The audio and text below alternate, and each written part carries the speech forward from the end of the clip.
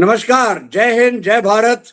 मैं कमांडर चक्रपाणी या चैक्स एक बार फिर से डिकोडिंग 24/7 और चैक्स सिंप्लीफाइज की तरफ से द वर्ल्ड दिस वीक के साथ आप उपस्थित हूं और मेरे साथ हमेशा की तरह है major general Karki. General Karki, आपका बहुत बहुत स्वागत है।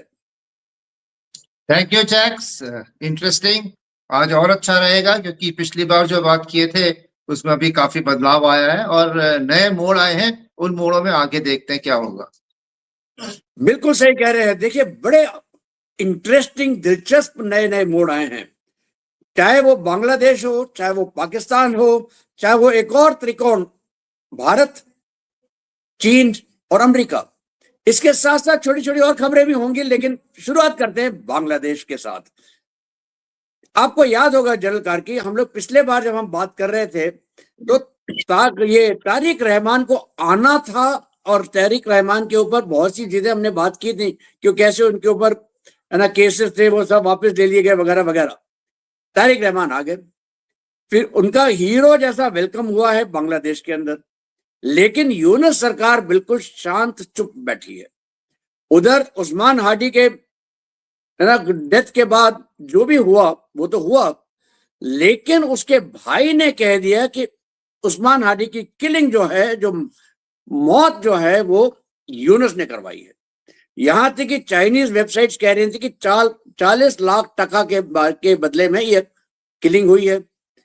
किलर बांग्लादेश के अंदर है। हिंदुओं के ऊपर अत्याचार हो रहा है। एक हिंदू पहले ना उसको जला दिया गया था, अब दूसरे की भी खबर आ गई है। इस सब के बीच में बहुत सी बाहरी ताकतें जो हैं, चाहे वो अमेरिका हो, चाहे वो पाकिस्तान हो, चाहे वो चीन हो या वो टर्की हो, ये सब के सब यहाँ पे खेल कर रहे हैं अपना। बांग्लादेश इलेक्शंस के ऊपर प्रश्न चिन्ह लग गया है क्योंकि यूनुस चाहते हैं कि इलेक्शंस ना हो, लेकिन एनसीपी और उस्मान हादी की पार्टी जो है ये चाहती है कि इलेक्शंस हो। बीएनपी चाहती है इलेक्शंस हो। अवामी लीग को पहले से ही बैन कर रखा है। बताइए आप इस सब को कैसे देखते हैं? देखिए, अभी जो ये नया मोड़ आया है ये सनक तो वही है कि इंडिया जो अमेरिका की लाइन नहीं टो कर रहा है और इंडिया के पीछे अमेरिका और चाइना में जो एक कंपटीशन सा दिख रहा है दो चीजों के लिए। पहली बात, इंडिया की मार्केट और इंडिया का जो फ्यूचर है उसमें अपने को इन्वेस्टेड रखना दोनों के लिए फायदेमंद है। दूसरा, एक राइजिंग इंडिया, एक स्ट्रॉन्ग इंडिया और एक स्ट्रेटेजिकली ऑटोनोमस जो ऑटोनॉमी है हमारी, उस वाले इंडिया को आप नीचे कैसे रख सकते हो। तो उसमें वही है कि इंडिया चाहिए भी, इंडिया को डाउन भी करना है। तो ये इंडिया को डाउन करने के लिए इनके पास दो प्यादे हैं, दो पिल्ले हैं, एक वेस्ट पाकिस्तान, एक ईस्ट पाकिस्तान, और वहीं से वो आईएसआई के थ्रू ये चल रहा है। और इसमें दोनों का जो बांग्लादेश में अगर आज की तारीख में जो कंपटीशन है अमेरिका और चाइना का, उसमें भी वो वही आ रही है कि एक दूसरे पे आप गोबर डालते रहें। अगर हादी की डेथ हुई है तो चाइना बोलेगा अमेरिका ने की है। और दोनों का जिसने भी कराया है एम यही था कि वहां पे सिलेक्टिवली हिंदू किलिंग को बिल्कुल मैग्नीफाई करके पूरे सोशल मीडिया में डाल दो ताकि हिंदुस्तान में प्रेशर बने और हिंदुस्तान के अंदर जो 0.5 है, जो इंटेलेक्चुअल जो खरीदे हुए हैं, वो भी हल्ला करें कि भारत सरकार कुछ नहीं कर रही है, हिंदुओं के लिए कुछ नहीं कर रही है। काफी आवाजें आएंगी कि आप अटैक क्यों नहीं करते, यूं नहीं करते क्यों। जैसे पिछली बार हमने बोला यूक्रेन में जैसे रशिया को फंसाया, वैसे इंडिया को बांग्लादेश में फंसा दो। अगर इंडिया बांग्लादेश में फंस गया जो गुरिल्ला वॉरफेयर कंट्री है, तो वहां से फिर लंबी लड़ाई होगी, इंडिया की प्रोग्रेस रुक जाएगी, दोनों पार्टियां खुश हो जाएंगी। तो इसमें अभी यूनिस की यूटिलिटी जो है वो थोड़ी कम हो गई है। वो एक प्यादा था, उसने अभी तक कर दिया है, उसमें अभी नए एंगल्स आएंगे। इलेक्शन की जो बात हुई है इसमें अभी बीएनपी का, क्योंकि खालिदा जो खुद है वो तो जेल में ही है, सॉरी हॉस्पिटल में है, उनके कुछ दिन बचे हैं, तो उनके बेटे को आपने 17 साल बाद वनवास से वापस बुलाया है। और उनका जो आउटलुक है वो है जमायती। पिछली सरकार उनकी बनी थी जमायत की सपोर्ट से। जो इनकी 2004 से 9 की सरकार थी बीएनपी की, वो एक जमायती सपोर्ट से बनी थी।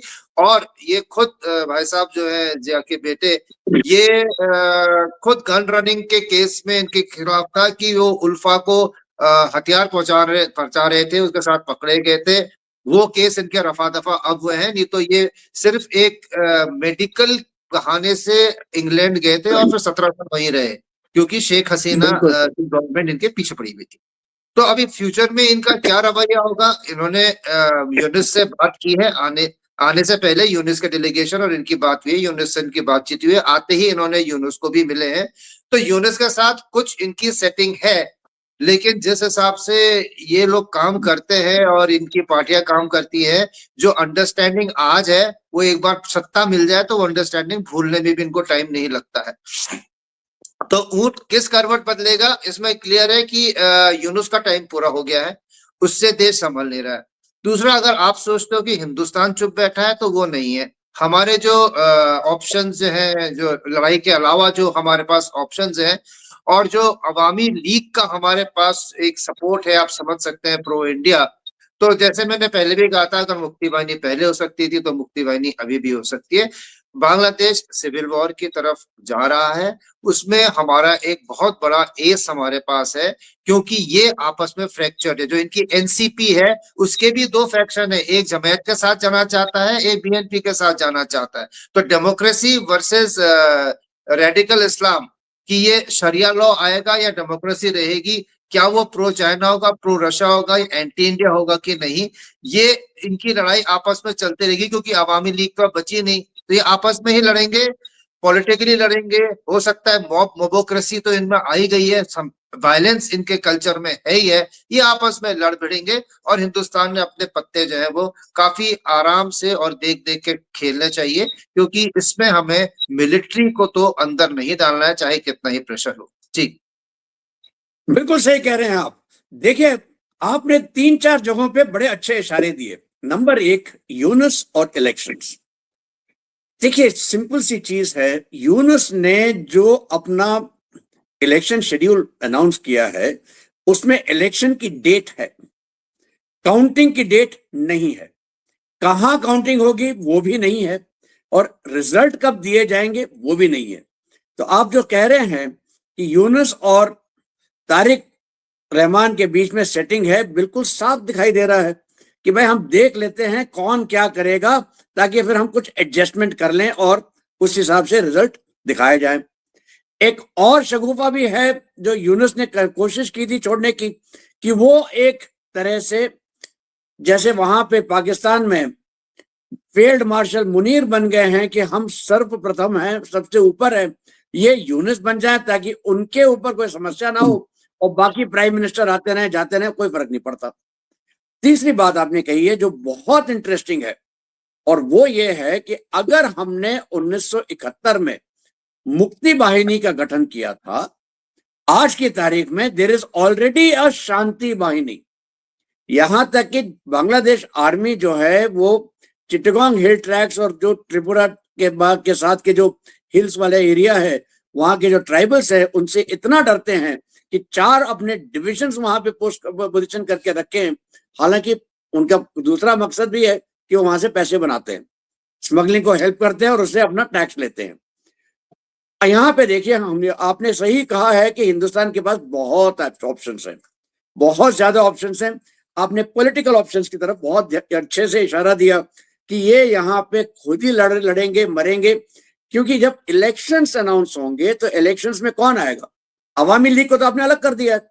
हालांकि 50% से ज्यादा, बल्कि 70% सर्वे में लोगों ने कहा कि वो अवामी लीग को हिस्सा लेना चाहते हैं, लेना चाहिए, वोट करे ना करे वो अलग बात है, हिस्सा लेना चाहिए, 70% ने बोला। दूसरा, बीएनपी। बीएनपी एंटी इंडिया है, प्रो चाइना है और प्रो अमेरिका भी होगी।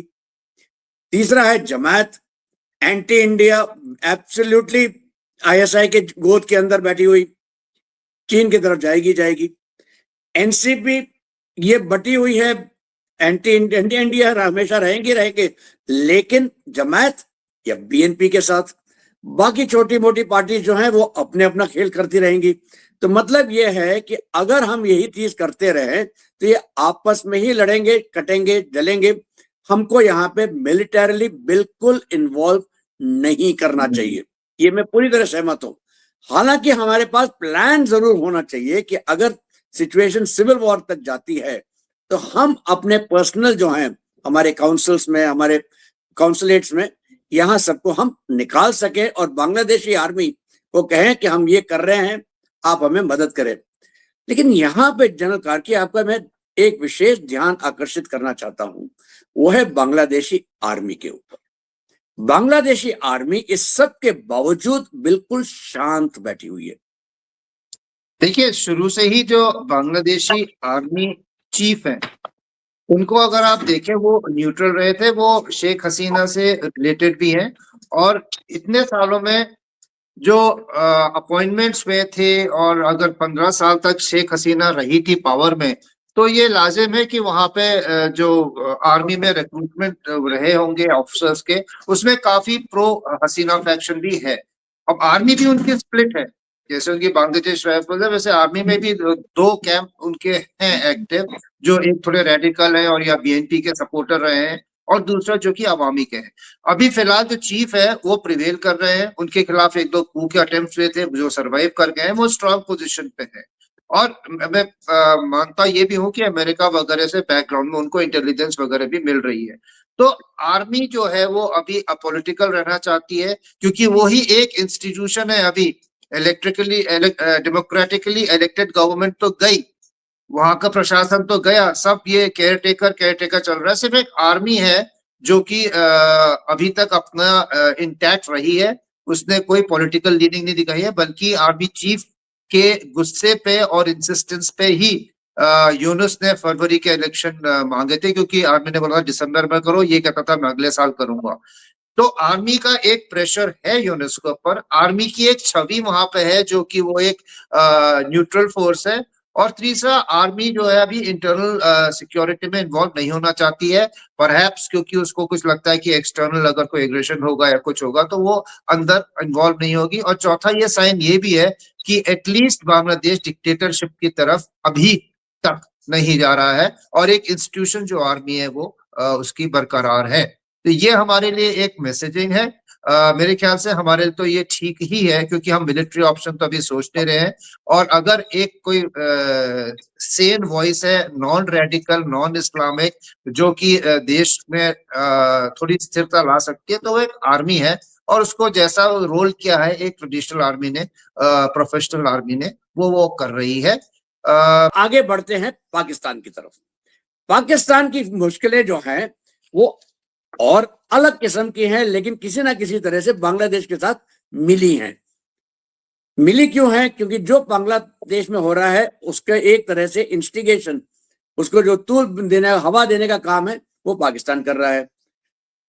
वहां पे फील्ड मार्शल मुनीर के सामने दो समस्याएं हैं। एक, उसको 25,000 सैनिक भेजने सऊदी अरेबिया, दूसरा 25,000 सैनिक भेजने गाजा के अंदर। वो कह रहा नहीं ये बहुत ज्यादा है, हम 3,500 ही भेजेंगे। लेकिन ट्रंप वहां पे मानने को तैयार नहीं।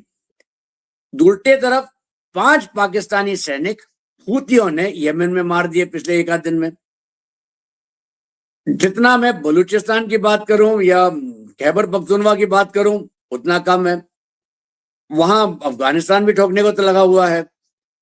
सिंध ने असर उठाना खड़ा कर दिया, पीओजे के में तो है ही समस्या।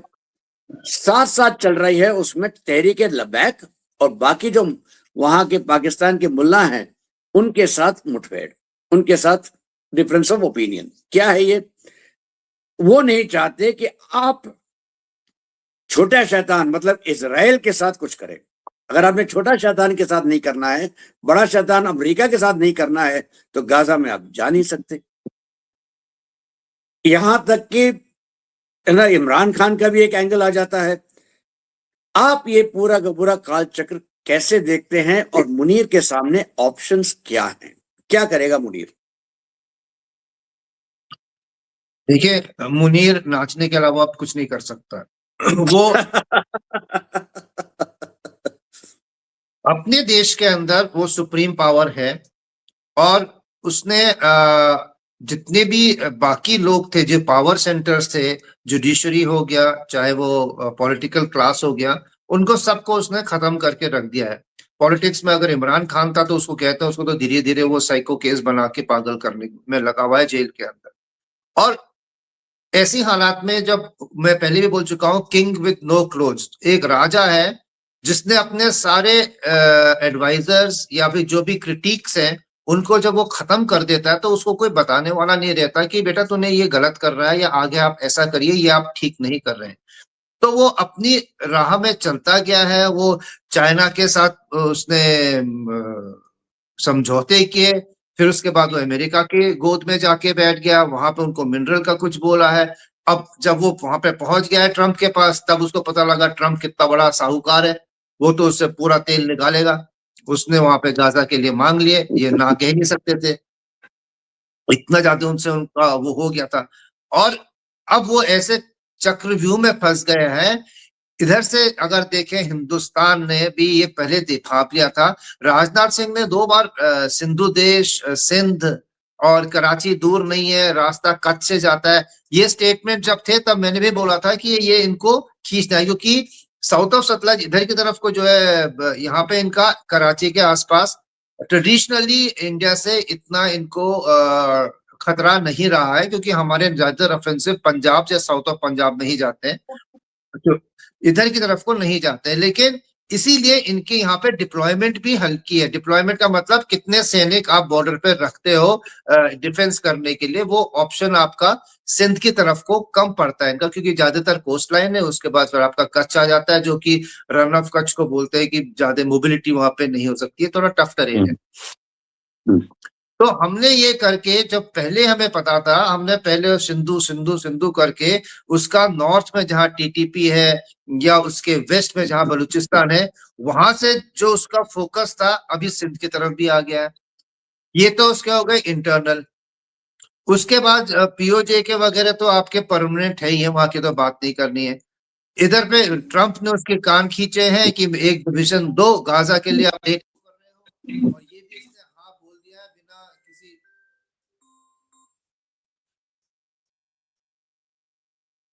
एडवाइस के, इसने हाँ बोल दिया है। और इंटरनल जो इसका जो आप बता रहे हैं, जो मुल्लाओं ने बोला है कि छोटे शैतान के साथ आप क्या करोगे, क्या आप उससे हुक्म लोगे, तो वहां पे ये फंस गया है। ऊपर से सऊदी अरेबिया और यमन वाला जो इसका कमिटमेंट है, क्योंकि यमन में अब लड़ाई फिर जावे छिड़ गई है। आप 5 बता रहे थे, मेरे हिसाब को जो मेरे को खबर आई है 9 9 पाकिस्तानी सैनिक यमन के बॉर्डर पे लड़ते हुए मर गए, जो कि सऊदी अरेबिया के लिए लड़ाई कर रहे हैं यमन के अंदर, जहां इनके एक प्रीवियस आर्मी चीफ एडवाइजर बैठे हुए हैं सऊदी अरेबिया। हिल उसके शरीफ बैठे हैं वहां पे। उसके लिए भी एक डिवीजन मांग रहे हैं सऊदी अरेबिया, और गाजा के लिए एक डिवीजन मांग रहे हैं मार्को रूबियो और ट्रंप। अब ये किसको मना करें?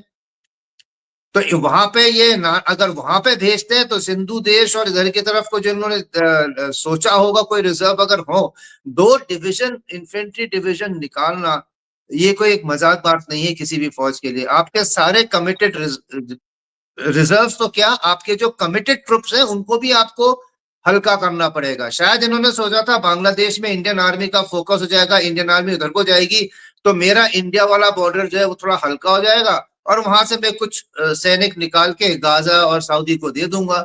लेकिन पासा तो उल्टे पड़ गया है।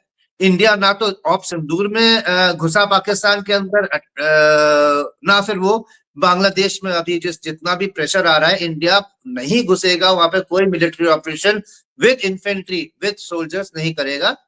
जैसे हमने बोला, with in the military domain बहुत ऑप्शंस हैं, आउटसाइड मिलिट्री डोमेन बहुत ऑप्शंस हैं इंडिया के पास बांग्लादेश को घुटना टिकाने के लिए।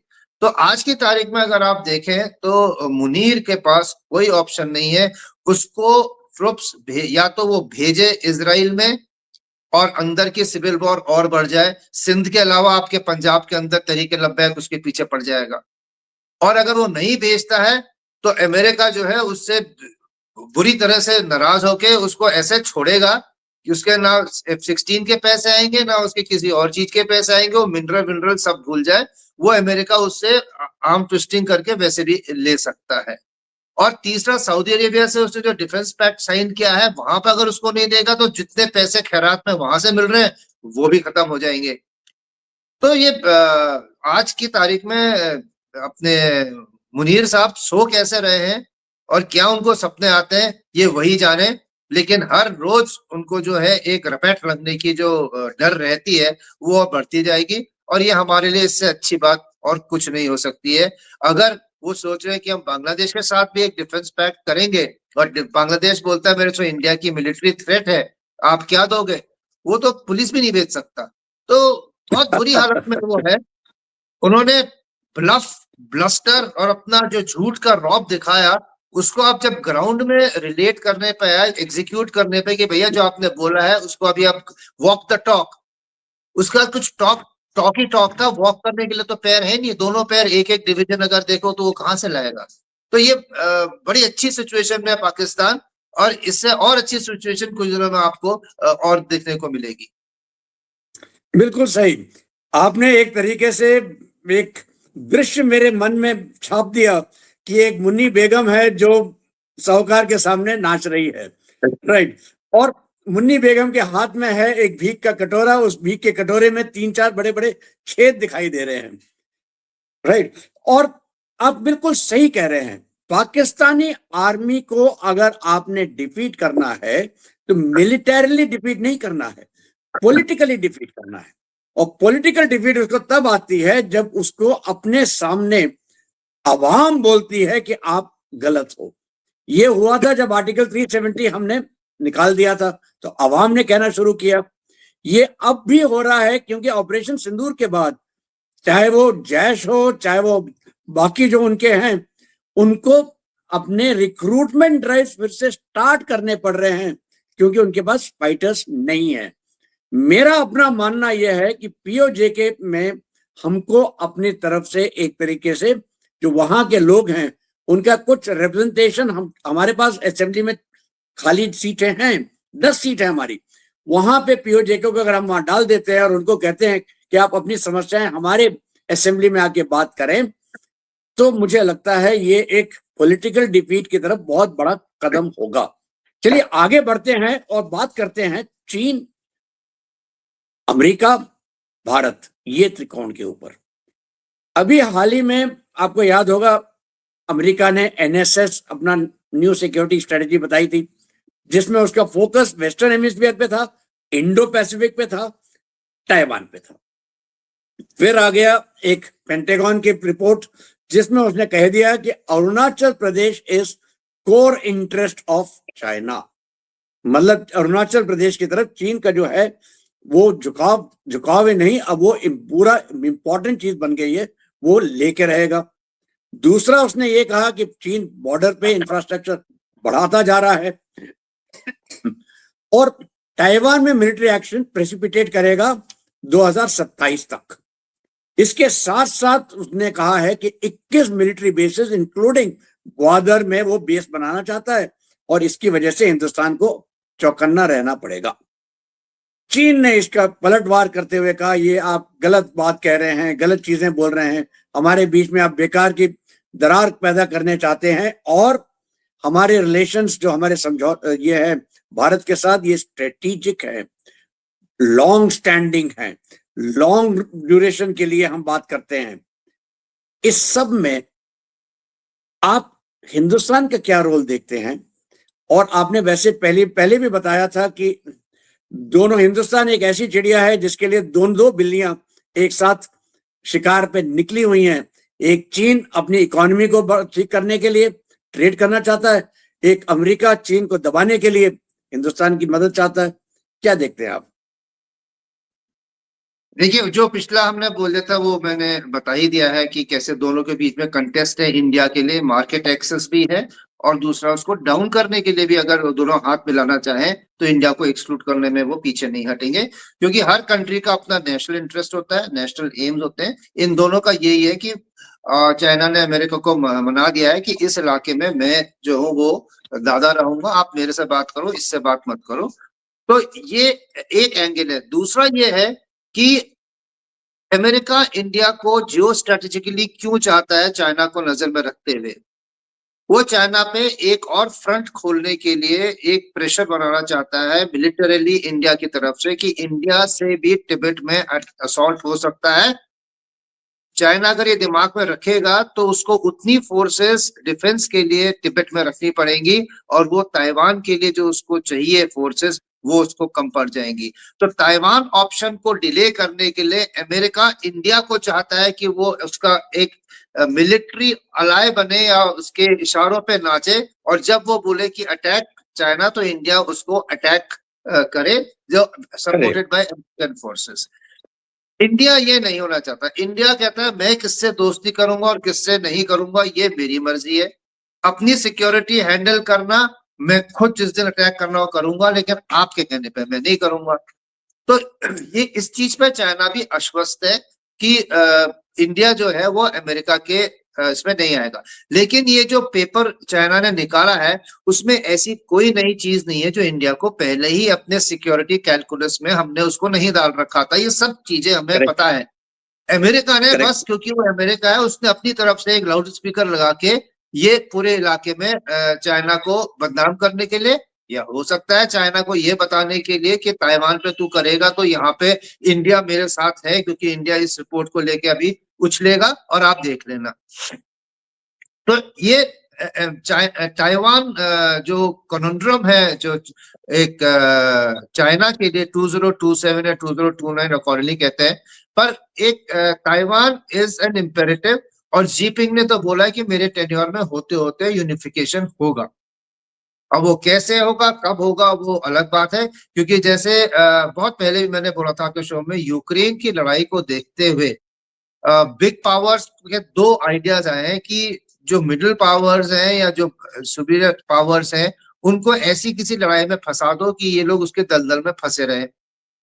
चाइना ने यूक्रेन को देख के ये भी समझा है कि अगर कॉन्टिग्युअस लैंड बॉर्डर होते हुए भी रशिया की जो माइटी आर्मी है, ट्रेन्ड है, सब कुछ है, इक्विप्ड है, और हेवी इक्विपमेंट के साथ बॉर्डर से इधर से उधर जा सकती है, लॉजिस्टिक्स में कोई प्रॉब्लम नहीं है, अगर वो प्रोग्रेस नहीं कर पाया है अपने जो ऑब्जेक्टिव्स में है, एक समुद्र 200 किलोमीटर समुद्र के पार किसी एक फोर्स को भेज के पहले दिन के बाद उसको सस्टेन करने के लिए मेरे पास क्या है, 1 महीना लड़ाई चली तो कैसे रोज का खाना पीना, डीजल, पानी, आर्टिलरी एम्यूनिशन, ये कैसे मैं उसको पहुंचाऊंगा, एक सस्टेन करना बहुत मुश्किल की बात है।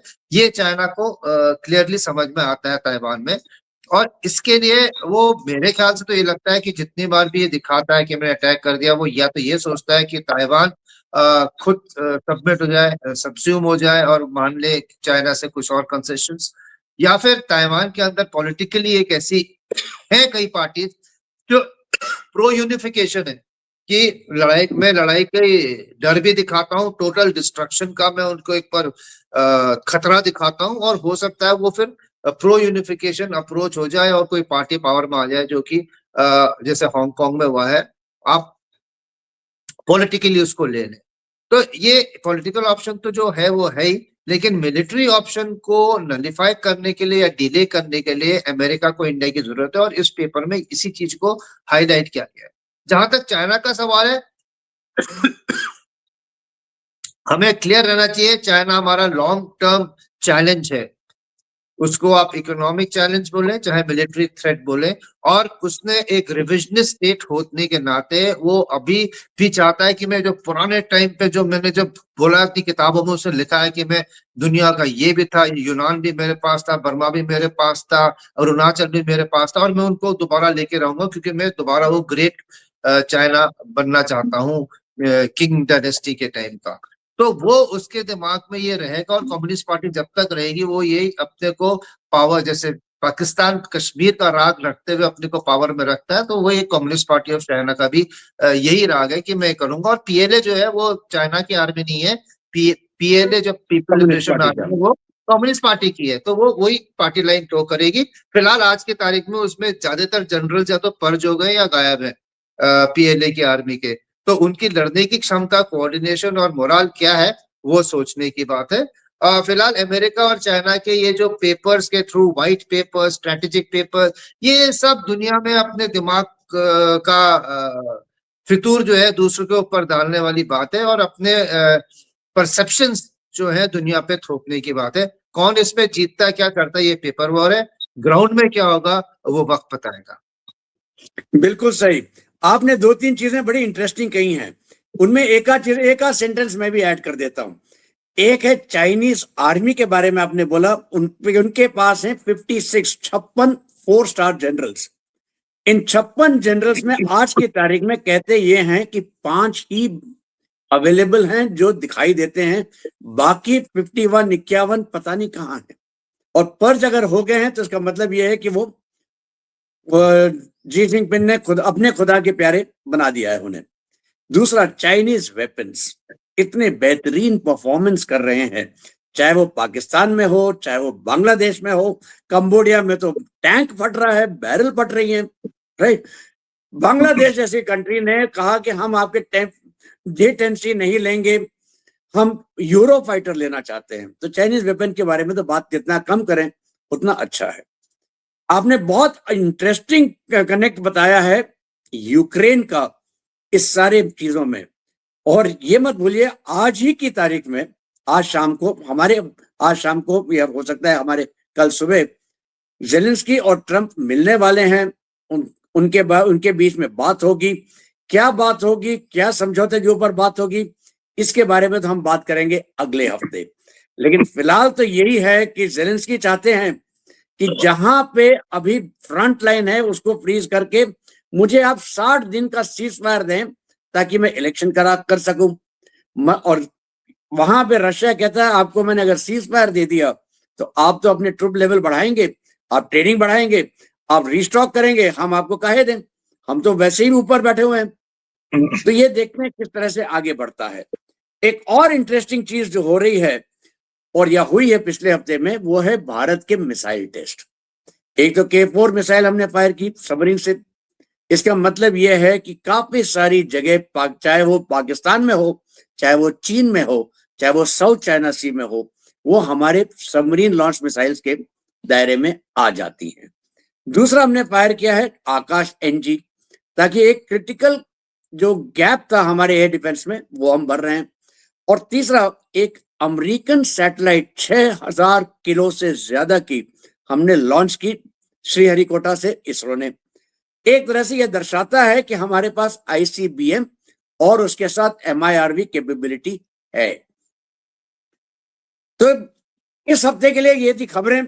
इसमें साफ दिखाई देता है एक थ्रेड है, एक देश है जो बिल्कुल सबको मिलाता है, वो है अमेरिका। एक तरह से नया ग्रेट गेम शुरू हो गया है भारत के इर्द गिर्द, जिसमें अमेरिका कोशिश कर रहा है भारत को अपने कैंप में लेने की, लेकिन अमेरिका ये भी कोशिश कर रहा है भारत को दबा के रखने की।